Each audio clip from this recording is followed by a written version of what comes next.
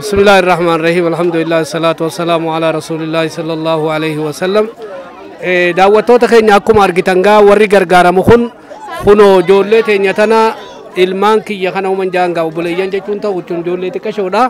Suniifuu ilmaanii wajji as dhufaniiti aduurraa jecha hanga maqaan isaanii yaamamanii as jiranii. Ati eenyu siin jedha maqaan kee? Batuulaa Jamaal. Batuulaa Jamaal. Araddaa kamii? Aanaa Gumbii Bardadde. Gandala amma keessa jirru kana? Har'a gargaarsa dhufe kana duuba maal jettan gammachuu maal himuu dandeessan? Haalaan gammannee lakkee. Nama gargaarsa kana isinii godhe maal du'aayii gootaniif? Rabbuma akkuma jannataa fi addunyaa irratti akka rabbisi toruu sii goona. Ati hoo eenyu siin jedha maqaa kee? Saartoo Makaal. Ijoollee meeqa qabda? Lamaan qaba. Mee tokko haa qabdu ni jira? Kan inni haa qabu malee tokko mana jira. Tokko mana jira? Rakkoo dhaatiitu gargaarsa kanatti isin haajamsiise? Rakkoo baay'ee gargaarsa kana nu haajamsiise. Gaafa duraa warra baqqatee ganda kana dhufe moo ati asuma qubatta duraanuu lootaasii?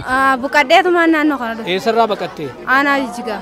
Aanaa Jijjigaatirraa baqattee? Amma eegaa si galtee maal nyaattan maal dhugdan eegaa si galtani? Huccuu namaa dhiqachaa maal jechaatuma jiraachaa as geenye amma immoo gargaarsa kana waan raggamannee jiru jezaama kullaa khayram. Tafraa quban qaban rabbi isaanii haa kennu umrii isaaniillee yoo duraan fitilee raachillee habuutu umrii isaanii takkootti nisaabini haaree rabbi nu haa deebisuufi umrii dheertu rabbi haa kennuufi guddoo isaa rabbi haa kennuufi akka firraa quban qabne nuuf fidanii akka firraa quban qabne rabbiin dandeettii isaanii qaba dandeettii isaati rabbi haa kennuufi jannata firdoos rabbi haa qananiisu nuti jazaan keenya jazaan isaanii jannataa jenna. Aywa eenyu siin jedha maqaa kee? Maqaa kee Shukrii Fantishannaan jedha. Shukrii siin jedha. Dhalattuu asiiti moo warra baqatee bakka biraa irraa dhufe? Baqattuudha naannoo magaalaa Jijjigaatirraa hin baqadde. Magaalaa Jijjigaa baqatame? Magaalaa Jijjigaa qabalee kudhan keessaa hin baqadde. Amma eegaa dhufte waggaa meeqa?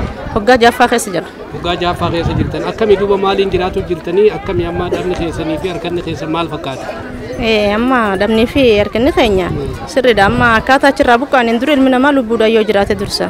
Gaafa lubbuudhaan jiraannu yoo jennu gaafa maroo kan sanurra geessanii jiran inneen turre.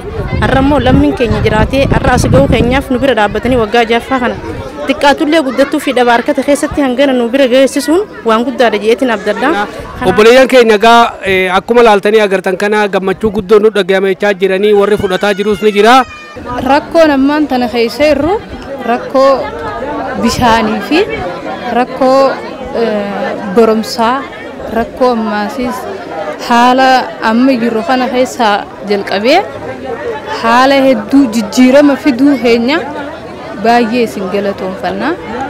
Obboleettiin teenya nyaata qofaa miti waan biraatis tadhabne jira barnoota akkasumatti bishaan isin qabnu jetti.